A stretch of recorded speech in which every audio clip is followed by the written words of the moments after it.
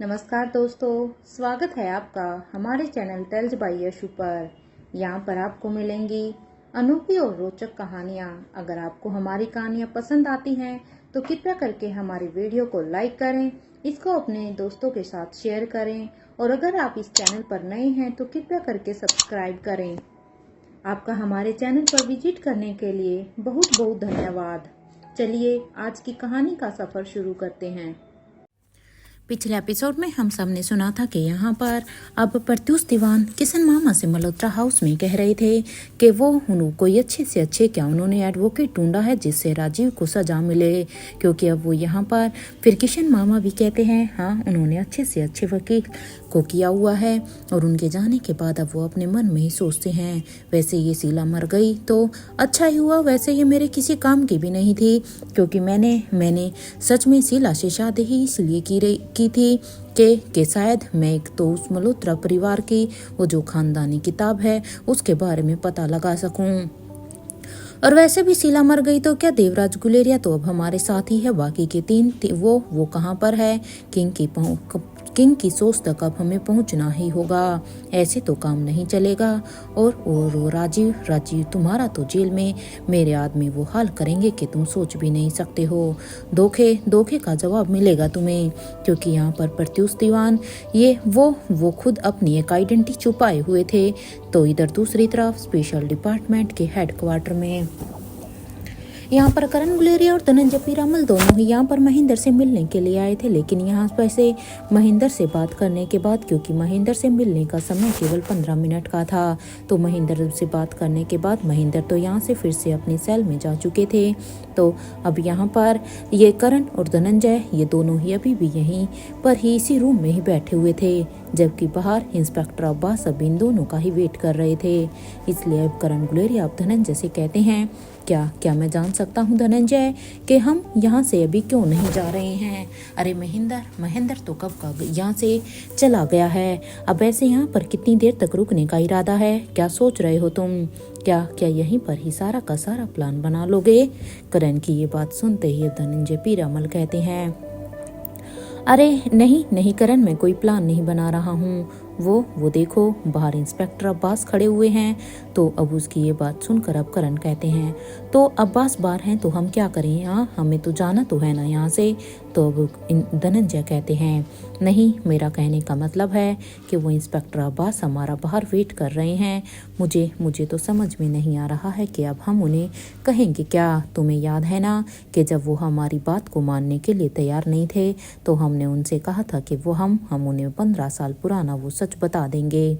तो बस मुझे लग रहा है वो इसीलिए ही हमारा वहाँ पर इंतजार कर रहे हैं, क्योंकि उन्होंने तो अपना काम कर दिया था। हमारे कहे अनुसार उसने दोनों ही बॉडीज को आलिशा और आकाश का बना के हमें सौंप दिया था, लेकिन अब बारी हमारी है। धनंजय की इस बात पर अब करण गुलेरिया कहते हैं जो सच है धनंजय हम वही कह देंगे ना, इसमें इतना सोचने वाली क्या बात है। मेरा मतलब है कि उन्हें हम सच बता देंगे कि उस वक्त हमारे साथ क्या क्या हुआ था। अब करण की ये बात सुनते ही धनंजय पीरामल कहते हैं कि अच्छा तो तू बता, हम सिर्फ यशवंत मल्होत्रा तक ही पहुँचे थे क्या। हाँ सच तो ये भी तो है ना कि असली सरजी कौन है, हमें तो इसके बारे में भी कुछ पता ही नहीं है। इस बात पर अब करण गुलेरिया कहते हैं देख धनंजय, तुम कुछ ज़्यादा ही सोच रहे हो। हमें जितना पता है हम उन्हें उतना ही बता देंगे, अब बाकी उनके ऊपर है वो हमारी बातों पर कितना विश्वास कर पाएंगे या नहीं। इसलिए चलो अब टाइम वेस्ट करने का कोई भी मतलब नहीं है, ये कहते। और वैसे भी अगर तुम इंस्पेक्टर अब्बास से ही बचकर यहाँ पर बैठे हुए हो तो एक बात बताओ, वो हमारा ही वेट कर रहे हैं, वो हमसे वो बात तो पूछेंगे। तो भी यहाँ पर मुझे नहीं लगता इस तरह से टाइम वेस्ट करने का कोई मतलब है। ये सुनते ही अब धनंजय पीरामल कहते हैं ठीक है फिर चलो करण, अगर तुमने डिसाइड कर ही लिया है तो वैसे तुम सही ही कह रहे हो, हम यहाँ पर कब तक बैठे रहेंगे। और ये कहते हुए ही जैसे ही उन्होंने भी यहाँ पर उस कमरे का दरवाज़ा खोला बाहर जाने के लिए तो सामने इंस्पेक्टर अब्बास खड़े हुए थे। इंस्पेक्टर अब्बास को देखकर अब वो कहते हैं आप यहाँ पर। इस बात पर अब इंस्पेक्टर अब्बास कहते हैं क्यों करण और धनंजय, मुझे यहाँ पर नहीं होना चाहिए था। हाँ ये सुनते ही अब करण गुलेरिया कहते हैं अरे नहीं नहीं, ये तो आपका ही ऑफिस है, आप कहीं भी हो सकते हैं, हमें हमें चलना चाहिए। करण की ये बात सुनते ही अब इंस्पेक्टर अब्बास कहते हैं, रुको रुको एक मिनट, देखो मैंने अपना वादा पूरा किया है। आप दोनों के कहे अनुसार मैंने आपकी बातें मान ली थी और मैंने उनकी रिपोर्ट को भी एक्सचेंज कर दिया था। तो अब आप दोनों की बारी है अपने वादे को पूरा करने की। अब्बास को इस तरह से अपना वादा याद दिलाता हुआ देखकर अब करण गुलेरिया कहते हैं, हाँ तो इंस्पेक्टर अब्बास, हम भागे थोड़ी ही ना जा रहे हैं। वो क्या है ना कि कल राजीव की कोर्ट में पेशी है ना, तो अब बस उसी बात को लेकर थोड़ी सी टेंशन हो रही है कि पता नहीं कल पेशी में क्या होगा। इस बात पर अब इंस्पेक्टर अब्बास कहते हैं, नहीं नहीं करण, मुझे तो कुछ और ही लग रहा है। आप दोनों कल ही राजीव को बाहर निकाल लेंगे। तैयारी तो आप लोगों की पूरी ही है। इंस्पेक्टर अब्बास की अचानक से यह बात सुनते ही अब धनंजय पीरामल कहते हैं, आपके कानून में ही नहीं, हमारे राजमहल के नियम में भी ये बातें कही जाती है कि भले ही 100 अपराधी छूट जाएं, लेकिन किसी बेगुनाह को सजा नहीं मिलनी चाहिए। और राजीव यहाँ पर बेगुनाह है तो उसे तो हम बाहर निकाल ही लेंगे। इस बात पर अब इंस्पेक्टर अब्बास कहते हैं, इसमें सिर्फ आपकी ही ये राय नहीं है, क्योंकि ये बात तो मुझे भी पता है कि राजीव ने गुलेरिया ने शीला जी को नहीं मारा है। ये बात हमारे डिपार्टमेंट का हर एक ऑफिसर जानता है। अब जैसे ही यहाँ पर इंस्पेक्टर अब्बास ने ये बात कही तो करण और धनंजय दोनों ही अब हैरानी से इंस्पेक्टर अब्बास की तरफ देखने लगते हैं कि जब राजीव ने खुद सरेंडर किया था तो इन्होंने खुद ही उसे जेल में डाला था। तो अब जब वो ये सब जानते थे तो उन्होंने उसकी बात को माना कैसे। लेकिन अब वो इससे पहले कुछ कहते, तब अब यहाँ पर इंस्पेक्टर अब्बास ही कहते हैं, हमें सब पता है, लेकिन हमें बस यही पता चला अभी तक कि अगर उन्होंने ऐसा कुछ नहीं किया है तो वो क्यों इल्जाम खुद के ऊपर ले रहे हैं। क्योंकि सॉरी टू से, लेकिन हमें उन्हें जेल में इसलिए लेना पड़ रहा है क्योंकि वो खुद अपने खुद उन्होंने ये बयान दिया है कि उन्होंने ही शीला को मारा है। लेकिन क्यों, ये हमारे लिए भी एक सबसे बड़ा सवाल है। इस बात पर अब धनंजय पीरामल कहते हैं, बस एक बार राजीव बाहर आ जाए, उसके बाद हम आपको सब कुछ सच सच बता देंगे कि आखिर 15 साल पहले हम दोनों के साथ क्या हुआ था। अब धनंजय की इस बात पर इंस्पेक्टर अब्बास कहते हैं, हाँ उम्मीद करता हूँ कि इस बार आप दोनों मुझे अंधेरे में तो नहीं रख रहे होंगे, है ना। क्योंकि देखो अब अगर आपको नहीं बताना तो वो अलग बात है, लेकिन मैंने अपना वादा पूरा किया है। अगर आप अपने वादे से भागना चाहें तो वो आपकी मर्जी है, लेकिन फिर भी मैं उम्मीद करता हूँ। ये सुनते ही अब करण गुलेरिया कहते हैं, मैं आपको सच सच बताने के लिए पूरी तरह से तैयार हूँ इंस्पेक्टर। हम आपको वो बात भी बताएंगे जब आपकी माँ इस केस को सोल्व कर रही थी। जैसे ही करण ने ये सब कहा, ये सुनते ही तो अब इंस्पेक्टर अब्बास को अब एक जोर का शौक लगता है, क्योंकि अपनी माँ का नाम सुनते ही तो अब उन्हें एक इतना गहरा झटका लगता है कि उन्होंने सोचा भी नहीं था कि क्या ये दोनों उसकी माँ के बारे में भी जानते हैं। और अब वो कहते हैं, आप क्या जानते हैं मेरी माँ के बारे में। हाँ, इस बात पर अब धनंजय पीरामल कहते हैं, हम ये भी जानते हैं कि उनकी डेथ कोई नॉर्मल नहीं रही होगी, और हाँ उन्हें पहले ही पता चल गया था कि वो ज़्यादा वक्त तक जिंदा रह नहीं पाएंगी। हमें ये भी उनके बारे में पता है। लेकिन हाँ, अभी हम आपसे वादा करते हैं, आपको सिर्फ 15-16 साल पुराना सच नहीं बताएंगे, बल्कि हम आपको 2829 साल पहले छोटे छोटे बच्चों को किडनैप कर लिया गया था और उसमें हमारे बच्चे भी थे, और उस वक्त इस केस को आपकी माँ ही हैंडल कर रही थी। हम वो सब भी आपको बताएंगे। ये सुनते ही अब इंस्पेक्टर अब्बास तो बस फटी हुई आंखों से ही उन दोनों को ही देख रहे थे। तो इधर यहाँ पर अब धनंजय पीरामल और करण गुलेरिया दोनों ही अब इंस्पेक्टर अब्बास की इस हैरानी को देख रहे थे। लेकिन अब वो उन्हें कहते हैं, देखिए अब हमें यहाँ से चलना चाहिए, क्योंकि हमें राजीव को भी बाहर निकालने की तैयारी करनी है। और ये कहते हुए ही वो वहाँ से निकल कर बाहर चले जाते हैं। तो इधर डिपार्टमेंट से बाहर आने के बाद अब करण गुलेरिया कहते हैं, बस एक बार स्वाति से बात कर लूं, काफ़ी वक्त हो गया है उससे बात किए हुए।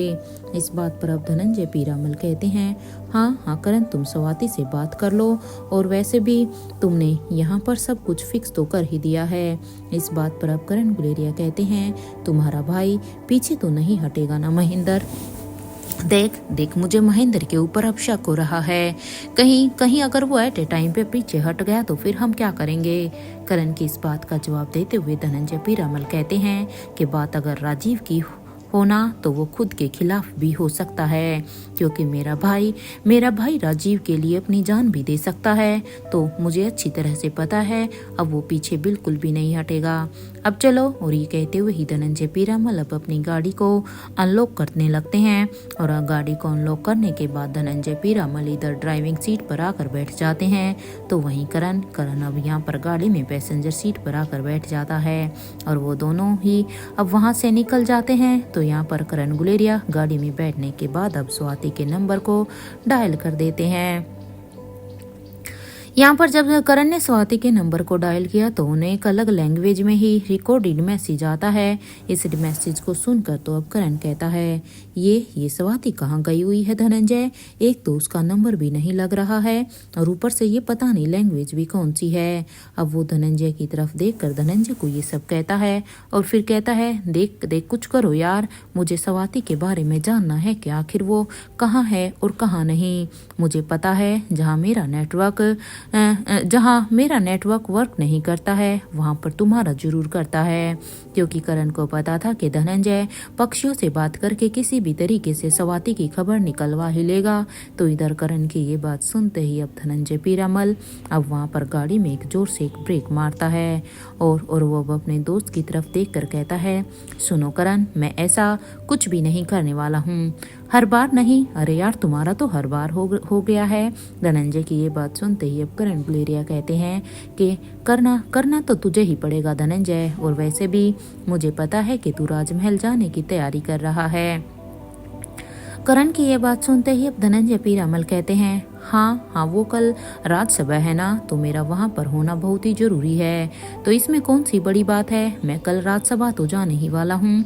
अपनी बहन को मैं ऐसे अकेले नहीं छोड़ सकता हूँ, और वो भी जब आलिशा वहाँ पर नहीं है। इस बात पर अब करण गुलेरिया कहते हैं जब तक स्वाति से मेरा कांटेक्ट नहीं हो जाता है ना धनंजय, तब तक तुम मुझे छोड़कर नहीं जा सकते हो। इसलिए ही कह रहा हूँ अपने नेटवर्क को यूज करो और स्वाति की खबर निकालो। करण की इस बात को सुनकर अब धनंजय पीरामल अब यहाँ पर काफ़ी परेशान हो जाते हैं, क्योंकि करण की इस बात को सुनकर अब धनंजय को भी लगने लगता है कि अगर उसने करण का काम नहीं किया तो सच में ये करण उसे राजमहल के लिए जाने ही नहीं देगा। इसलिए वो अपनी गाड़ी से बाहर निकल कर आ जाते हैं और अब वो इधर उधर देखने लगते हैं। धनंजय जब इधर उधर किसी पक्षी को ढूंढ रहे थे तो सामने उन्हें फाइनली अब एक पंछी दिखाई भी दे जाता है।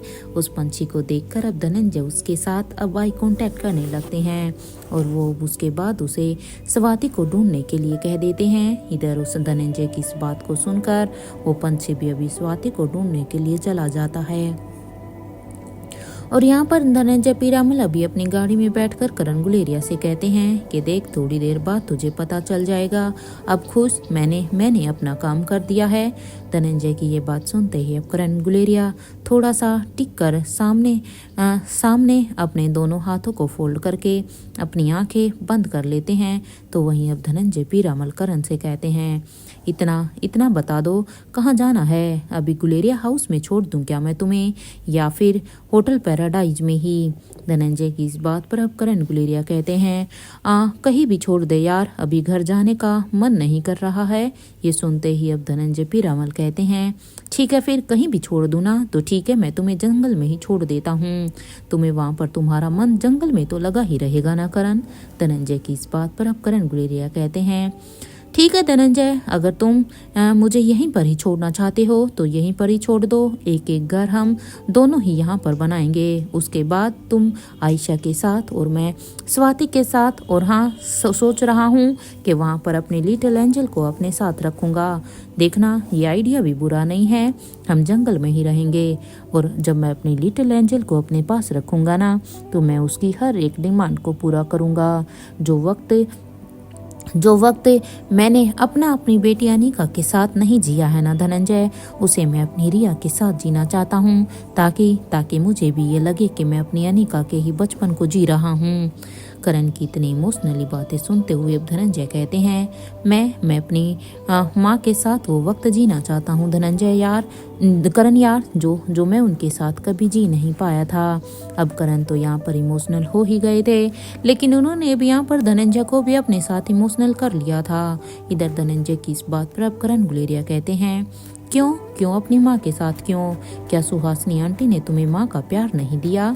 इस बात पर अब धनंजय पीरामल कहते हैं नहीं करण, ऐसा नहीं है कि उन्होंने मुझे प्यार नहीं दिया, लेकिन हमारी रानी माँ की बात ही कुछ और थी। करण और धनंजय इस तरह से अब एक दूसरे के साथ बातें ही कर रहे थे और ये बातें करते हुए ही वो दोनों अभी होटल पैराडाइज की तरफ जाने लगते हैं कि तभी अब करण गुलेरिया फिर से कहते हैं क्या मैं तुमसे एक बात पूछ सकता हूँ धनंजय? करण की इस बात पर अब धनंजय पीरामल कहते हैं हाँ पूछो ना करण, क्या पूछना चाहते हो? ये बात सुनते ही अब करण गुलेरिया कहते हैं तुम कभी किसी को भी, यहाँ तक कि बड़ी रानी या कभी नालिशा को भी रानी अवंतिका के रूम में नहीं जाने देते हो, इसकी कोई वजह है क्या? क्योंकि मैंने सुना है कि उस कमरे में आज तक तुम्हारे सिवा कोई नहीं गया है, यहाँ तक कि तुमने कभी मुझे भी ये सब नहीं बताया है कि आखिरकार तुम्हारी माँ दिखती कैसी थी। करण की इस बात पर अब धनंजय पीरामल कहते हैं हाँ, बहुत कम लोग ही हैं जो हमारी रानी माँ के बारे में जानते हैं और कुछ लोगों में से एक तुम्हारे पापा हैं। अब जैसे ही यहाँ पर धनंजय की ये बात करण ने सुनी तो ये सुनते ही अब करण गुलेरिया कहता है क्या तुम मेरे पापा को माफ नहीं कर सकते हो? ये सुनते ही अब धनंजय पीरामल कहते हैं जिस दिन तुम्हारे पापा की मौत होगी ना करण, उसी वक्त मुझे एक चैन मिलेगा, तब तक मैं उन्हें माफ नहीं कर सकता हूँ। यहाँ पर ये बातें करते हुए ही वो दोनों अभी होटल पैराडाइज में पहुंच चुके थे और जैसे ही वो यहाँ पर होटल पैराडाइज के सामने आते हैं तो वहाँ पर धनंजय अब गाड़ी को रोकते हैं। गाड़ी को वहां पर पार्क करने के बाद वो दोनों अभी अपने रूम की तरफ जाने लगते हैं। इधर लंदन से दूर बने गांव में भाग्यश्री कहती है डॉक्टर अमृता, इसे कब तक होश आएगा? इस बात पर अब अनंता कहती है अभी थोड़ा सा वक्त तो लगेगा ही, एक काम करना, जैसे ही इसे थोड़ा थोड़ा होश आने लगे तो इसे राहुल तक पहुंचा देना, क्योंकि यहाँ पर ये दोनों किसी और की बात नहीं कर रही थी बल्कि ये दोनों धीरज की बात कर रही थी जो कि अभी भी इन लोगों के पास ही था, जिसका अभी ट्रीटमेंट हो रहा था। इधर अनंता की ये बात, इधर ये कहते हुए ही वो अनंता अब अपने हेड ग्लव्स को निकालकर अब अपने मास्क को हटा देती है और अब वो कहती है इसके ऊपर नेत्रा ने वार किया था। इस बात पर अब भाग्यश्री कहती है मैडम, नेत्रा के अंत के बारे में क्या आपको भी नहीं पता है?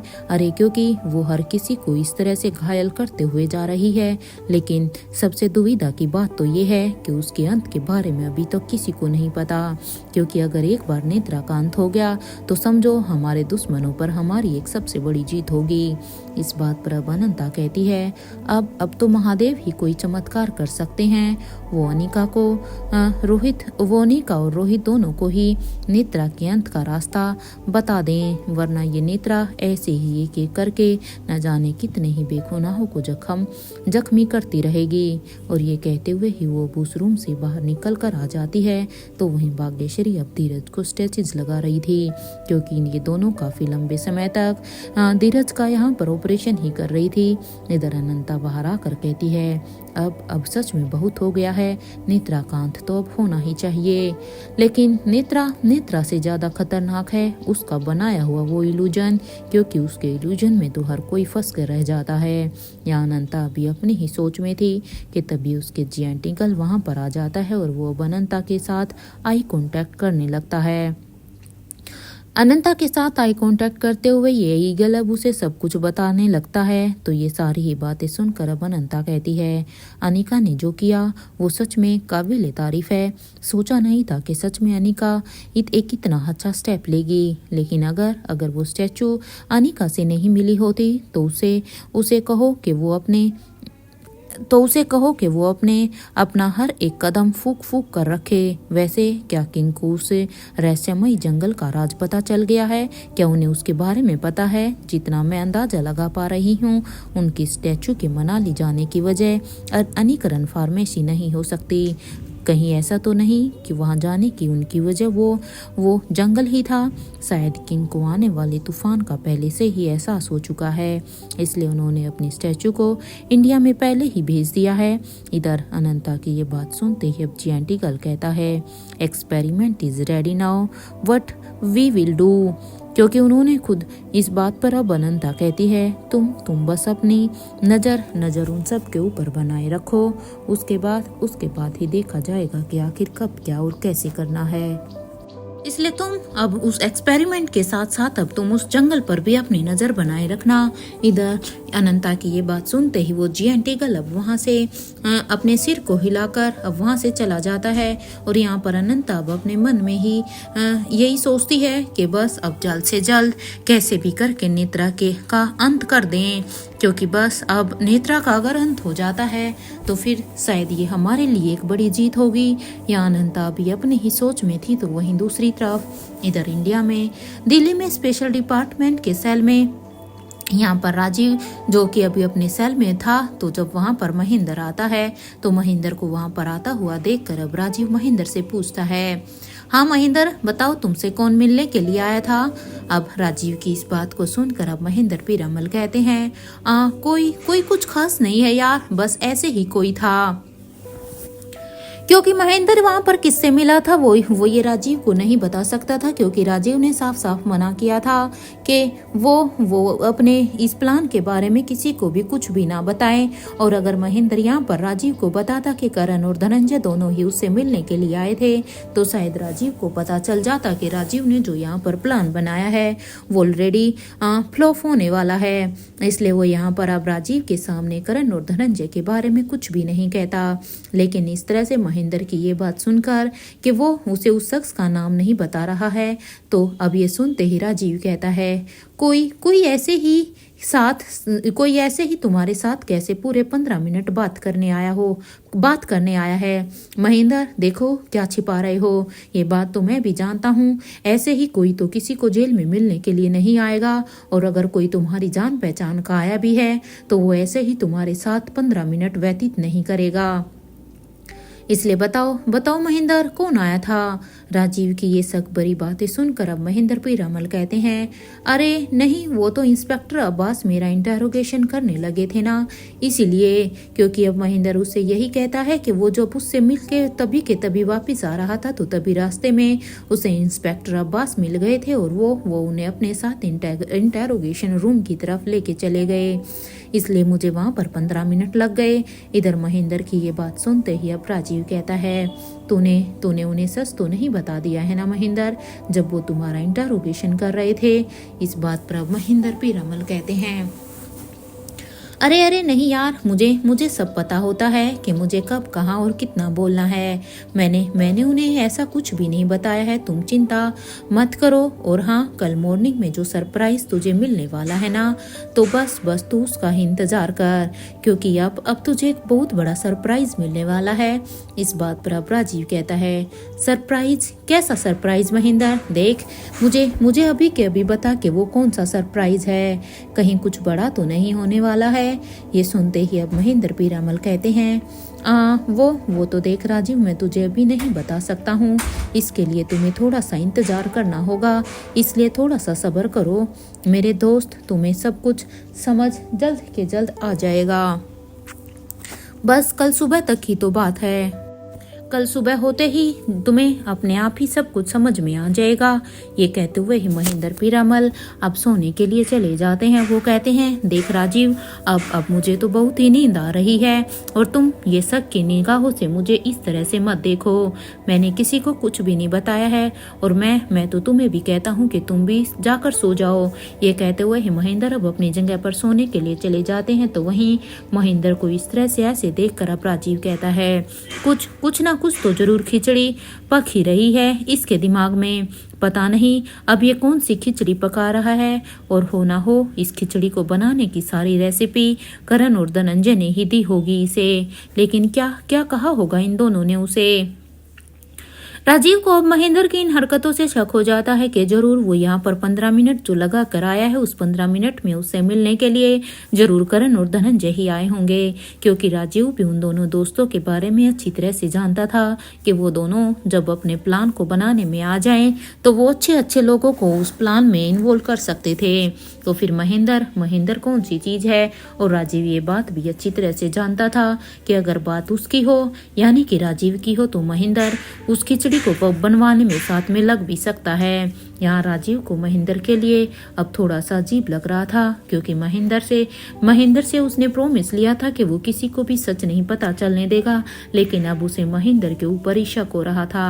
तो वहीं दूसरी तरफ इधर होटल पैराडाइज के रूम में धनंजय पीरामल यहाँ पर सोफे पर बैठे हुए थे कि तभी वहाँ पर एक पंछी उड़कर अब उनके रूम की विंडो के पास आ जाता है।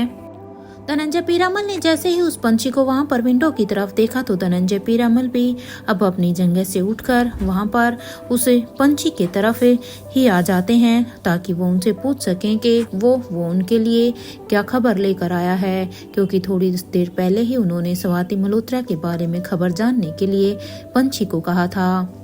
धनंजय पीरामल अब यहाँ पर अपनी खिड़की के पास जाते हैं और वहां जाने के बाद अब वो धनंजय अब उस पंछी की आंखों में ही देखने लगते हैं, और अब वो उसकी आंखों में देखकर उसे कहते हैं, बताओ मुझे कहाँ है स्वाति मल्होत्रा।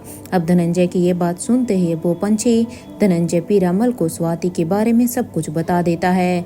उसकी सारी की सारी बातों को सुनने के बाद अब धनंजय पीरामल कहते हैं, उसे वहां जाने की क्या जरूरत थी, अरे क्यों उसे रानी माँ के बारे में सब कुछ जानना है, और सबसे बड़ी बात कि किसने उसे सच बताया है। यहाँ धनंजय पीरामल अभी अपनी ही सोच में थे कि तभी उसके कंधे पर अब एक हाथ आता है। जैसे ही ये कंधे पर हाथ आता है, क्योंकि हाथ करण का था, इसलिए वो कहते हैं, करण स्वाति का सच किसने बताया है कि वो हमारी रानी माँ की बेटी है, क्योंकि इस पंछी के द्वारा धनंजय को साफ साफ पता चल जाता है कि जो सच इतने सालों से छुपा हुआ था कि स्वाति को ये सब किसने बताया। इसलिए वो करण गुलेरिया को स्वाति की लोकेशन न बताते हुए पहले वो सवाल यहाँ पर करण गुलेरिया से पूछते हैं। इस बात पर अब करण गुलेरिया कहते हैं कि महेंद्र की माँ कविन दिव्यांशी ने। इस बात पर अब धनंजय पीरामल कहते हैं, क्या स्वाति को पता है कि वो कहाँ पर है, यानी कि कविन दिव्यांशी कहाँ पर है, क्या स्वाति को उसकी लोकेशन के बारे में पता है। मेरा मतलब है कि मुझे तो लग रहा था कि वो किंग के कब्जे में है, क्या स्वाति उस तक पहुँच गई। इस बात पर अब करण गुलेरिया कहते हैं, हाँ धनंजय, वो किंग के कब्जे में ही है, और इस बात से मैं भी हैरान हूँ कि आखिर स्वाति को उनकी लोकेशन का अंदाजा कैसे है, कि आखिर किंग कहाँ है और उन्होंने उसे कहाँ पर रखा था। ये सुनते ही अब धनंजय पीरामल कहते हैं, स्वाति भीमेश्वरी गांव में है करण, और वो माँ के घर में रह रही है। इधर धनंजय की ये बात सुनते ही अब करण गुलेरिया कहते हैं, वो वहां पर क्यों गई है धनंजय, आखिर उसे वहां से क्या पता चलने वाला था। इस बात पर अब धनंजय पीरामल कहते हैं, उसकी रगों में माँ का खून है करण, जब तक बात की वो जड़ तक नहीं पहुंचेगी तब तक शायद वो शांत नहीं बैठेगी। ये उसकी रगों में वो खून ही है जो उसे अब अपने पास बुला रहा है सब कुछ जानने के लिए। वैसे क्या करना है, क्या अब हम वहां पर चलें। ये सुनते ही अब करण गुलेरिया कहते हैं, हाँ धनंजय चलते हैं, और वैसे भी गुलेरिया हाउस की सिक्योरिटी तो अभी मयूर से संभाल ही लेगा, तो मेरे ख्याल से अभी हमें स्वाति के पास चलना चाहिए। कहीं ऐसा ना हो कि स्वाति के ऊपर वहां पर फिर से कोई ऐसा वैसा संकट ना आ जाए।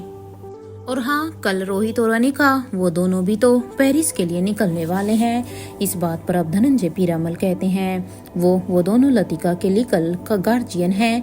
इस बात पर अब करण हाँ में अपना सिर हिला देता है, और वो कहता है, चलो एनीवे यहाँ पर मयूर संभाल लेगा, इसलिए अभी गाँव चलते हैं। करण की ये बात सुनते ही अब धनंजय पीरामल कहते हैं, हाँ ठीक है चलते हैं, तू सोने नहीं देगा ना। हाँ, क्योंकि अब तो तुझे तेरी स्वाति के बारे में पता चल गया है, तो अब तो तुझे और भी बेचैनी हो रही होगी ना स्वाति से मिलने की, तो इसलिए चल। इस बात पर अब करण गुलेरिया कहते हैं, कि वही चल कर सो लेना ना, वैसे भी तू तो अपने घर जा रहा है, मैं तो ससुराल जा रहा हूँ, तो जनाब स्वागत अच्छे से होना चाहिए। ये सुनते ही अब धनंजय पीरामल कहते हैं, तू चल रहा है या फिर मैं तुझे यहीं छोड़ कर जाऊं, फिर यहीं पर ही बैठकर अपना स्वागत करवाते रहना। क्योंकि करण गुलेरिया यहाँ पर धनंजय को चिढ़ाते हुए कहते हैं कि भीमेश्वरी गांव धनंजय का है, लेकिन करण के लिए तो वो गांव अब उसके ससुराल है, क्योंकि उसने स्वाति से शादी जो की है।